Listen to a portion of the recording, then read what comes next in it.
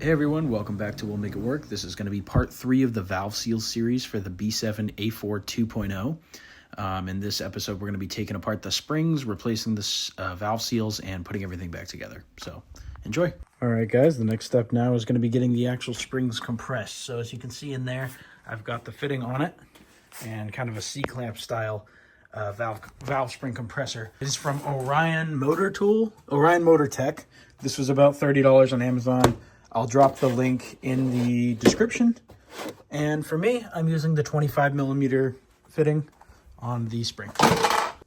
So the important thing you want to watch out for when you're doing valve springs is make sure this is actually lined up fully on the spring. If it's hanging down a little bit like that, you're going to want to make sure you keep it straight. So I'm going to do like pull up. I'm going to pull up on it a little bit while I spin this closed.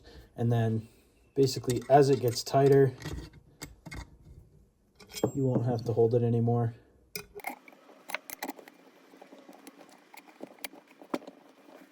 Thing you're going to want to take out are these valve keepers. You can see I already took off half of one. It's this little half moon thing here. Keepers, there's 2 of them on each valve, and they look sort of like this. So as you can see, I have a very small magnet. I'll link the kit I'm using in the description as well. But this is one of the keepers, so we're going to want to keep track of those. And now we're going to get the other one out. Again, it's fully compressed. You can see it's very much down. And then we're just going to slip this in there and grab that other keeper off. There we go. And that's it. Now we're going to just loosen it, let the valve come out since the keepers are out.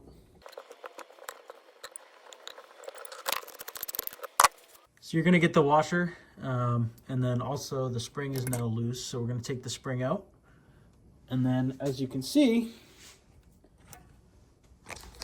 now we should just be able to reach in there and push. And now the valve is coming out. So we're basically going to rinse and repeat for all 16 valves.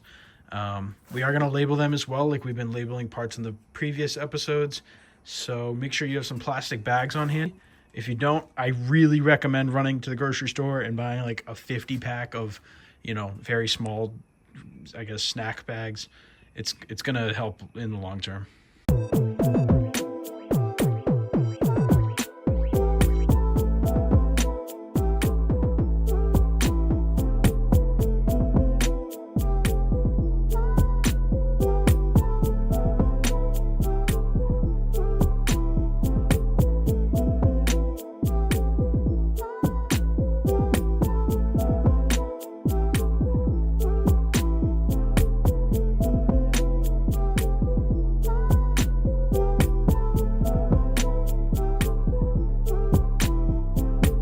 So once you get all the valves out, now we're going to be lapping the valves.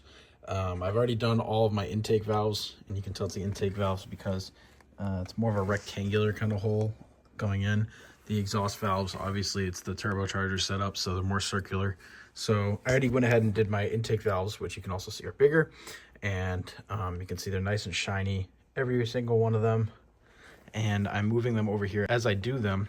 Now I'm working on my exhaust valves, and they are kind of smaller. So the Orion Motor Tech or Motor Tool, whatever that company was from earlier, they came with 2 of these. This one's kind of bigger. This one's kind of smaller. This one's too big on both sides to use on the exhaust valves. So I'm using the smaller one, which kind of sucks. If you have another one of these tools that's somewhere in between the smaller one on this and the bigger one on that, it's going to be probably your best bet. But you're going to want some coarse and fine metal grinding compound, or just normal grinding compound. But honestly, if you get coarse first and then fine, you're probably going to have better results since you're doing more work. I know some people like to do drilling with this, but I want to do it by hand just so everything's slower and more precise. And I've only done all of these here. So I've done 2 exhaust valves in this and the 2 intake valves.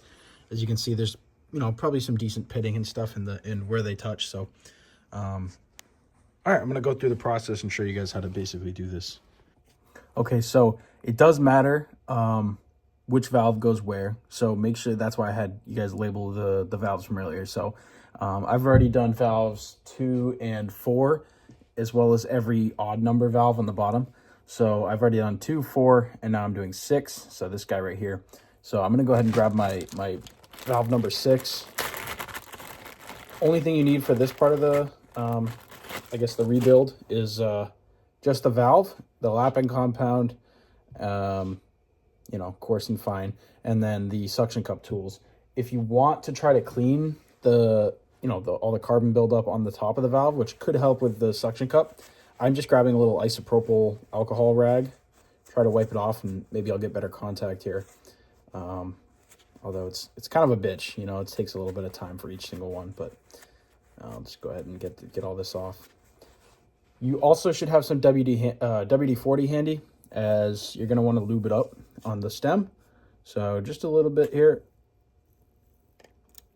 because this is the part that's going to be spinning through the valve guides. Okay, so we've lubed it up. The top is dry now. So now we need to put on, we're going to do coarse grinding compound first. So this is just a kit I got from O'Reilly's. It was like, I don't know, 10 bucks or something. Maybe not even. You want to put it on the lip part that kind of makes contact with the ring up there. So I'm going to basically just put a decent amount all the way around the edge.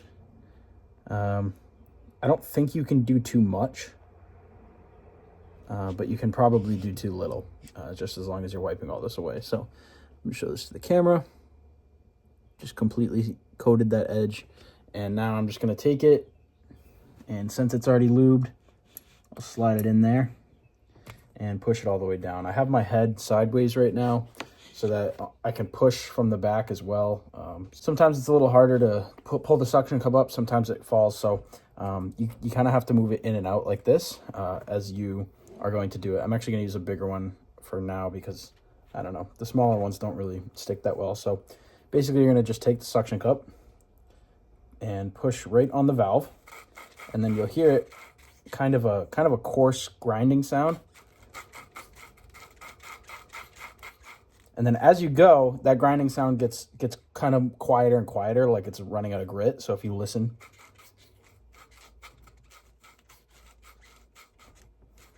so it's not nearly as loud anymore. Now this is why you're going to have to push it out. So you push it out, push it back in, and then now when I go to grind it again, it's going to have that grit again. So this is, you're going to want to keep kind of popping it up and down. If your suction cup works, that's better. You can just pull it out and push it back in. But yeah, you want to get that grinding noise.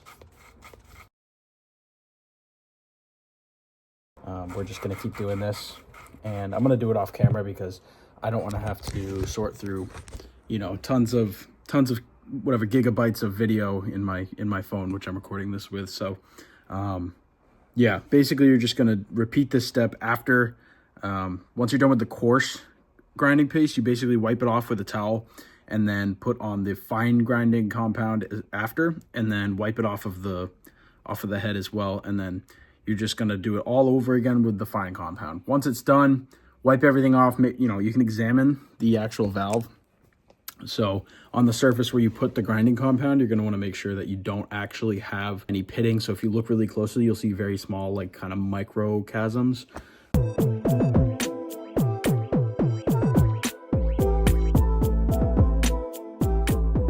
So each individual valve should look mostly like this. You can see there's not really any pitting.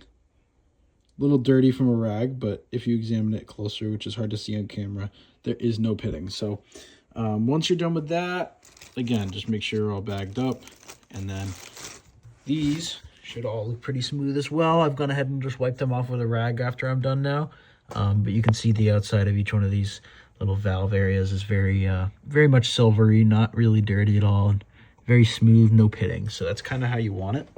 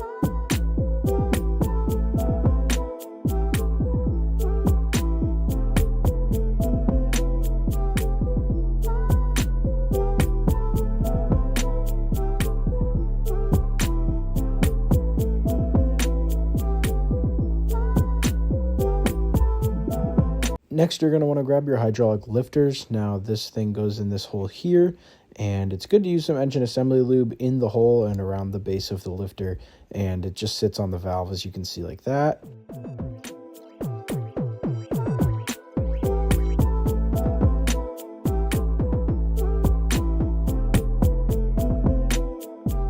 As you can see here, we have all the lifters in, and now we're going to be putting everything back together. So I've got a new gasket for the vacuum pump, which should have come with the kit.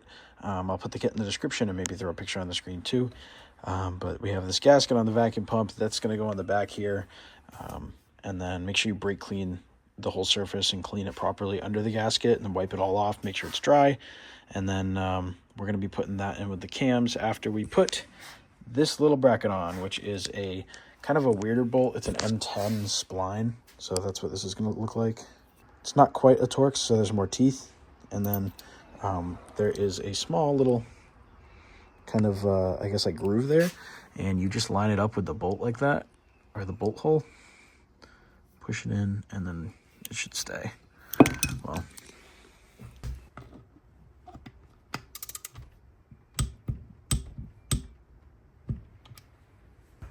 the next thing you're going to want to check while building it is making sure these rings here, you can see it spinning on the bottom. You want to make sure that these aren't broken.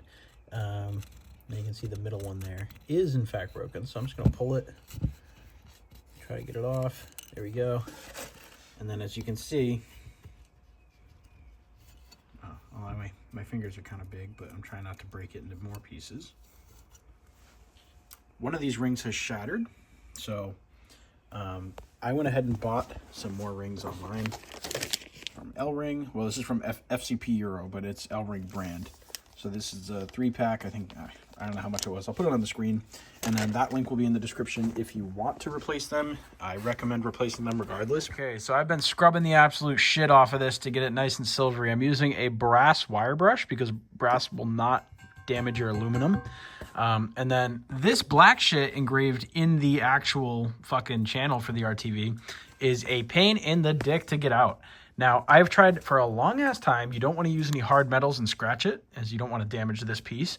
So what I've got is this plastic razor blade, which I'm not going to lie, I was kind of skeptical, but it is working absolute wonders of this black shit. Like, just absolutely scraping it out. Of course, I can't do it on video because I'm retarded, but... Okay. Well, anyway, it was working. Yeah.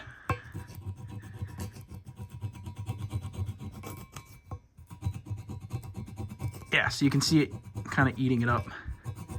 And that's what we want. We want to clean out this channel. And then don't worry about brushing all this away, because what you're going to want to do is take a broken quick clean and then just kind of spray it. What this is going to do is basically clean it quite a bit. And then now when you scrape it, it should get everything out. Every little piece. So I will link these. I'll put an Amazon link and like an AliExpress link, because pretty sure I got these off AliExpress. I think I got like 100 of them for like $5, some crazy shit. And honestly, it's worth the wait. It saves so much money compared to buying it on Amazon, but same product. All right, cool. Yeah, I'm gonna clean all this out and we'll get an update after. All right, guys, once your cover here is looking nice and shiny, you see all this silver, none of that crappy red-orange kind of color. And then you've used your plastic razor blade and scraped out all this shit as best as you can. You'll see it has like a little groove now. You can kind of get your fingernail in there almost. We're going to go back over to the head itself, and we're going to clean off the other mating surface, which includes, you can see the rings here. You can even see the residue. Get it to focus.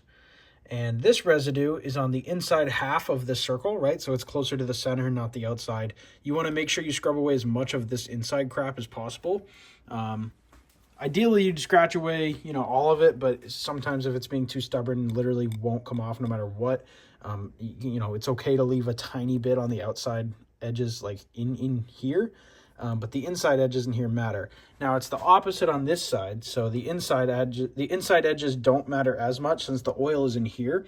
What the RTV we're laying down is going to do is essentially try to seal this to this from the outside of the block, or of the head here.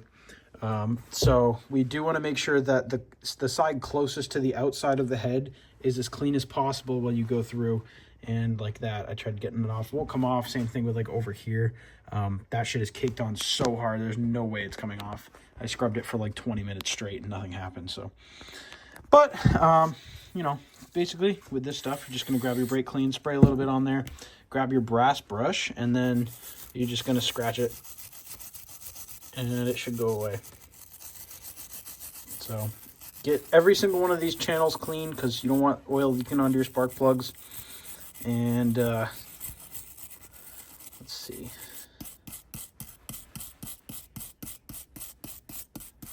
Now when you spray it, get it cleaner.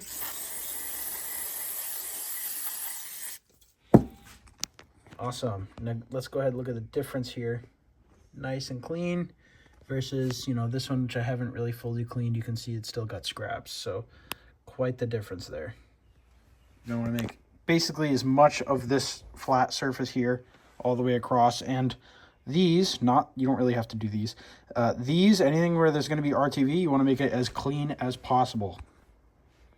All right, guys, once you get everything super clean, I've cleaned also, you know, the side of this for the vacuum pump as well, but every surface should be clean. While this was off, I went ahead and cleaned off my intake and exhaust manifolds as well. Nice and shiny every side. You want to spray it down one final time with brake clean, make sure there's no oils or anything on it. And then as we prepare to do the RTV, we're going to want new chain tensioner bolts, which is actually for, yes, the tensioner itself over here, but also all of these up top. So these are torque to yield bolts, so you're going to want new ones every time you do it. This is what mine looked like coming out. So I believe these are T30, and I will put the bolt item number on the screen as well as the FCP Euro part number. All right, guys, so the way I'm doing the timing now is I've essentially put on these rings. So this came with the kit I bought from Mel, and then I had to buy this separately from FCP Euro. The brand is L-Ring. I'll put all of this in the description as well. Okay, there's my new tensioner. You do absolutely want to replace this part because this is one that fails. This piece will break, and then it'll fall out into your vacuum pump housing, so you definitely don't want that.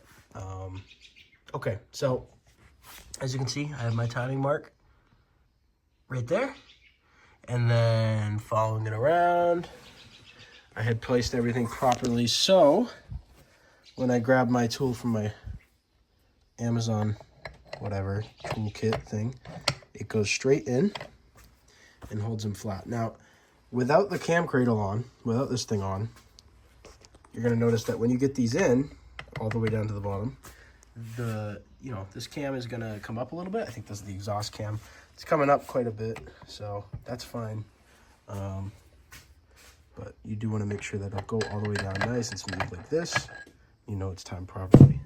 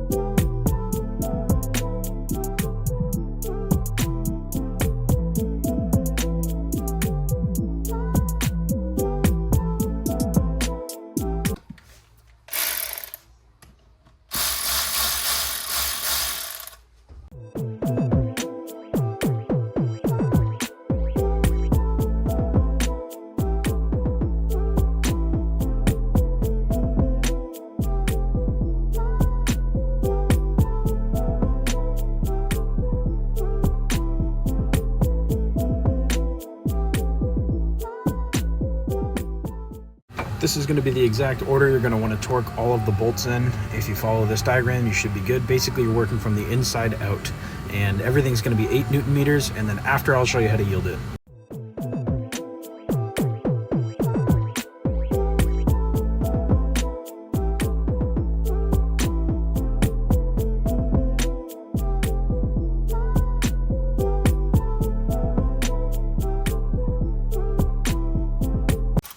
So those two big ones are 3/8. I only need one of those. Either one of these.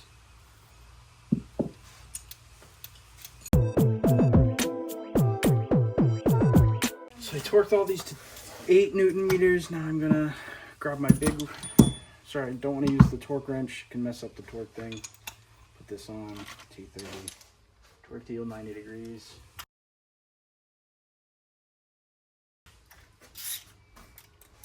So we did the torque, now we're going to yield it. So go 90 degrees from where you are.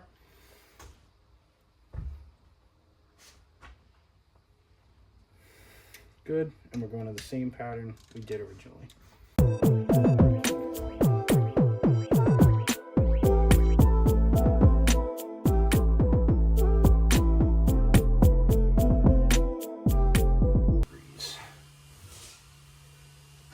Cool.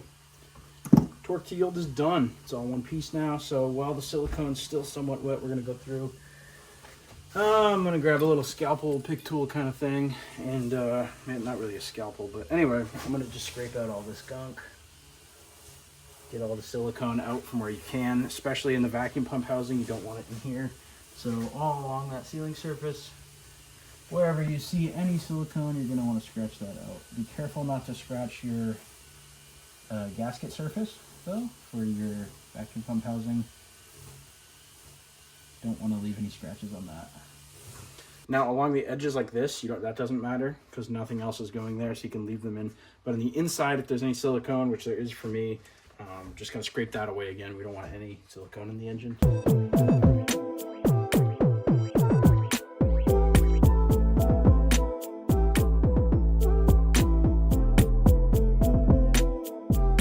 So the last part of step, this is 3, is going to be basically to flip the head on its side. Ugh. And that bracket you put on in the last step will basically hold it perfectly sideways. You can see I've already gone ahead and cleaned all this, but basically you're going to want to get one of these. I believe this is a 3M bristle disc. They call it a Roloc, I believe. I have another one over here. Yeah, so I got 3M. It's called a Roloc bristle disc.